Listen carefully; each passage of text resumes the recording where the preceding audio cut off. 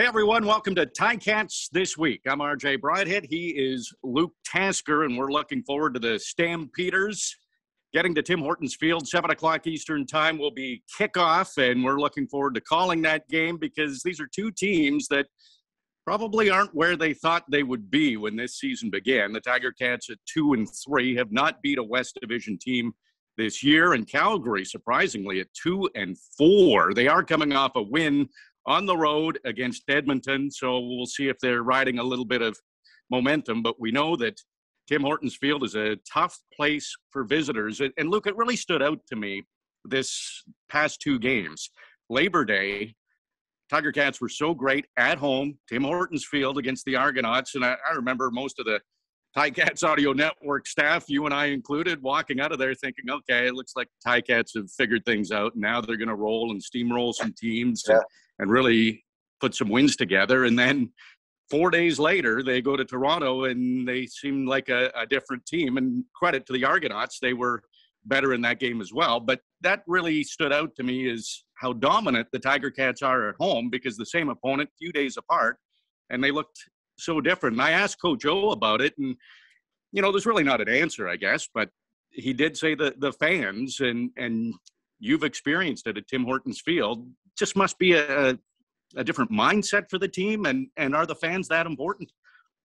Yeah, I think that they are. And it's a home game is a lot of things. You know, you get the fans, you also get to just do things in your regular routine, right? You come into the stadium just like you do for practice, and you get ready in your own hot tubs, in your own training room, and, you know, your own locker, of course. And there's a level of just comfort there. And there is a mojo you get in your home stadium. In 2014, when the Ticats were struggling to get things together, and we had the Labor Day Classic was the first game in Tim Hortons Field.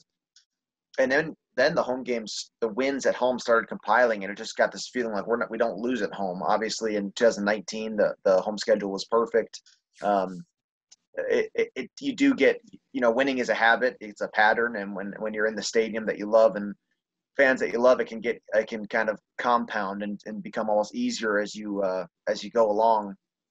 And you said it well, though. In Toronto, it wasn't just that.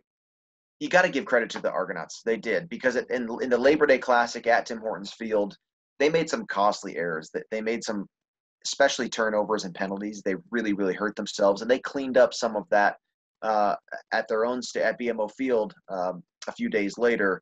And so it's a wildly complex game, right? There are so many factors involved, but hard to say that, you know, I think even statistically it's significant, the winning percentage for the Ticats at home. So excited to see what this Friday holds, because for my career, I don't know if we saw Calgary with a record to the beginning of their season like we see them now. So they're different than they've been.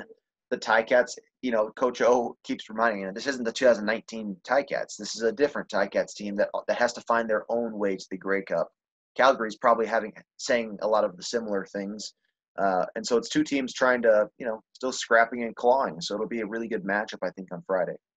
Yeah, it is surprising because both of these teams have been powerhouses for a while and expected to be really good. And there's still a lot of season left, 14-game season, maybe not a ton of season. But now that you're a media guy, you got to look at things like the next 5 games for the Tiger-Cats. And this is kind of, to me, where they're going to determine where they finish.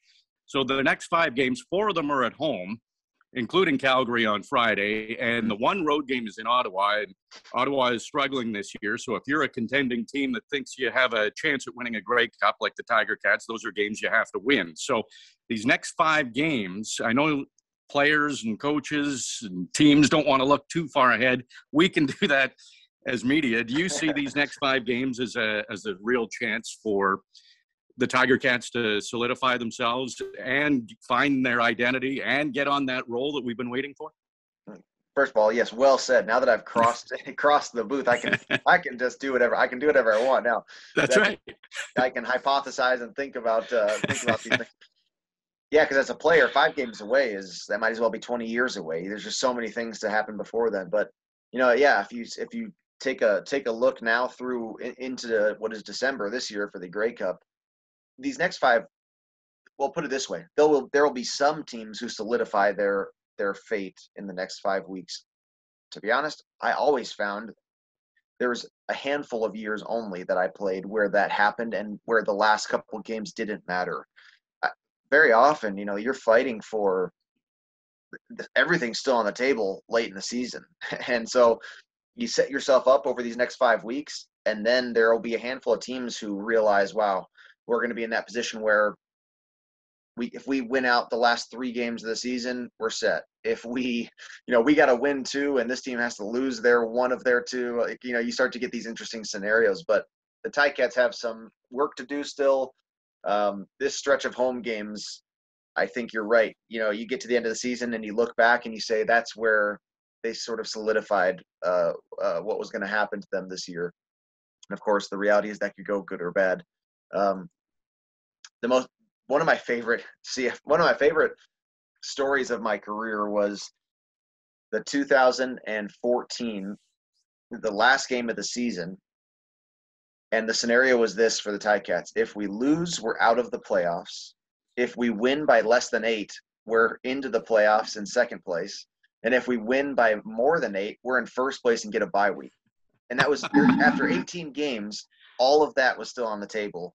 And we ended up beating Montreal to then get by more than 8 to then get the bye week to then play Montreal at home for the Eastern Final. It's like, what? Like, what an incredible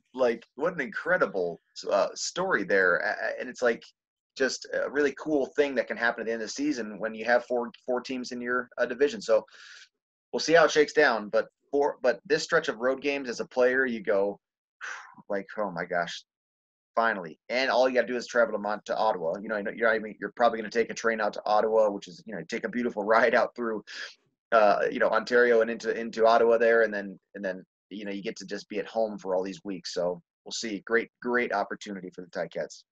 Absolutely. And Calgary's their only West Division opponent. They've got Ottawa home and away in that stretch, Montreal and Toronto as well. So playing predominantly East Division opponents. So this will be one game at a time, and that's, of course, Calgary on Friday. But just looking ahead, it is an important part of the schedule for the Tiger-Cats. We all know they had a tough schedule to begin the year, starting in Winnipeg and Saskatchewan. So I want to ask you, Luke, do you want the good news or the interesting news? I'm not going to say bad news. We're going to call it interesting news. What do you want first? In that case, give me the good news, and we'll end with the interesting.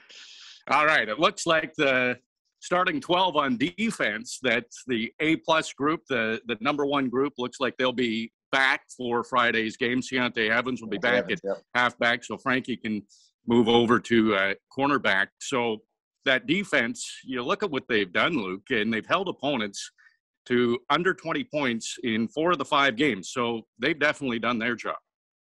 Yeah, I think you can say that. They've been impressive in a lot of ways. There's been some moments where they've struggled with the run defense for sure, and some opponents specifically. That said, we kind of expected a much stronger run game from Montreal, and that was one of the Ticats' defense, best games so far this season.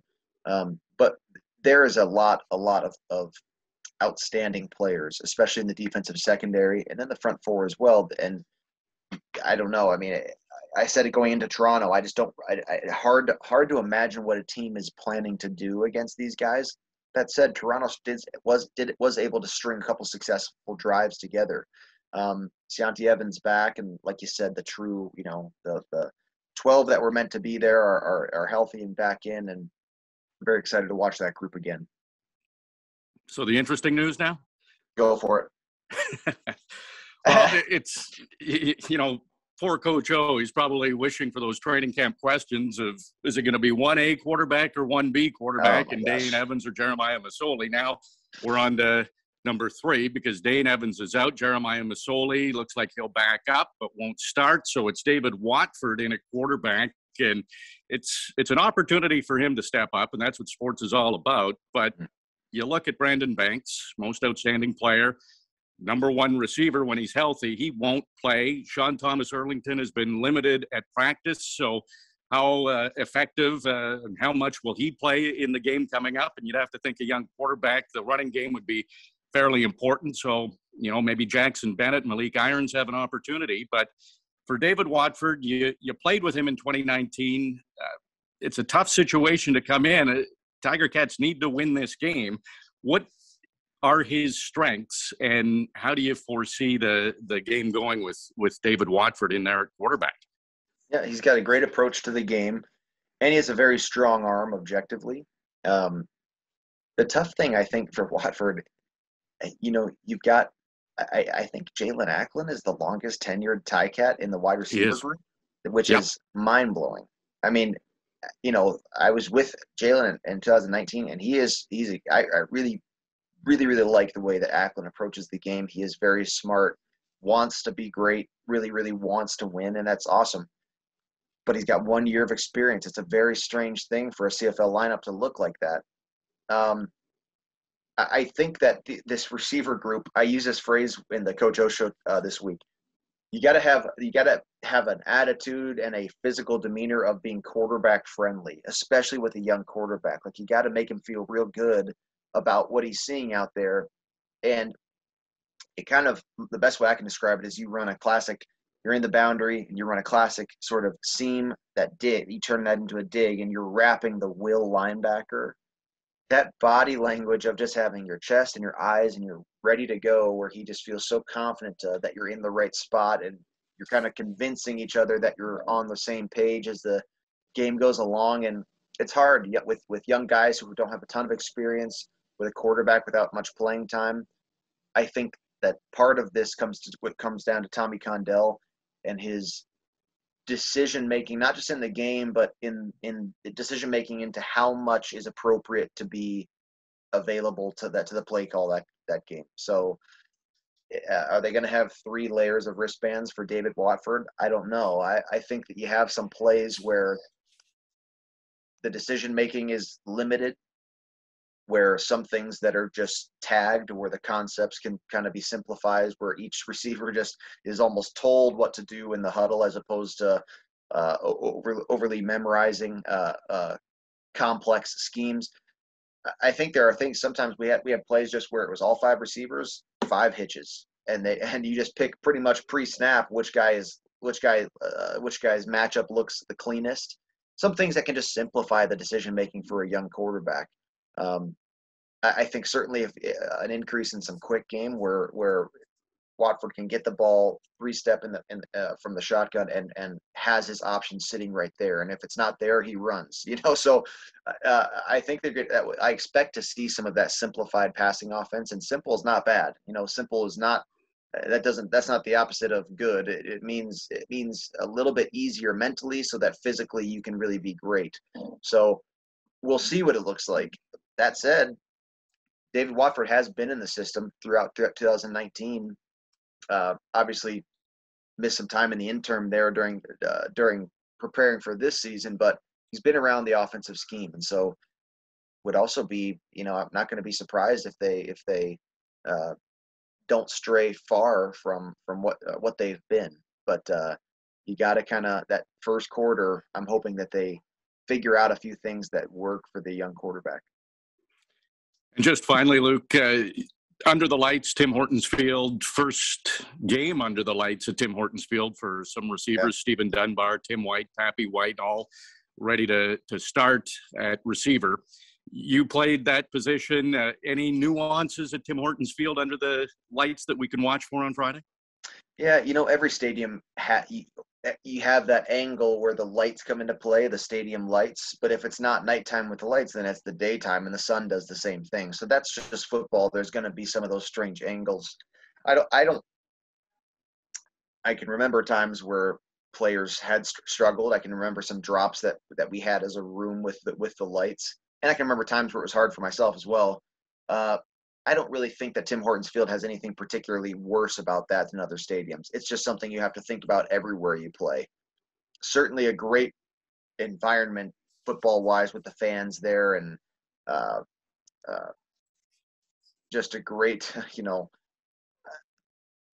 Hamilton has just such a great CFL presence there. I'm just picturing our scoring touchdowns at the night, and the fans. And I remember throwing a ball to my brother in the stands after a touchdown one time, a ball that he still has. And, it's just going to be a very, very exciting environment. And I'm hoping that we get to see and call a great game. That would be the most fun. Exactly. Looking forward to the fans, looking forward to the first night game at Tim Hortons Field. So it should be fantastic. Nice job, Luke. We'll look forward to Friday, 7 o'clock Eastern time, calling the game. Can't wait. I'll see you there, RJ. I'm looking forward to a great one. All right. That's Ticats this week. The pregame with Andy Fantus and Louis B will be at 6 o'clock Eastern time. Ticats pregame, and then kickoff at 7 o'clock Eastern time. Myself and Luke will call the game. The Hamilton Tiger-Cats trying to continue that great home play against the Calgary Stampeders at 7 o'clock Eastern time. If you get to the game, that'll be great. If you can't, hope you listen.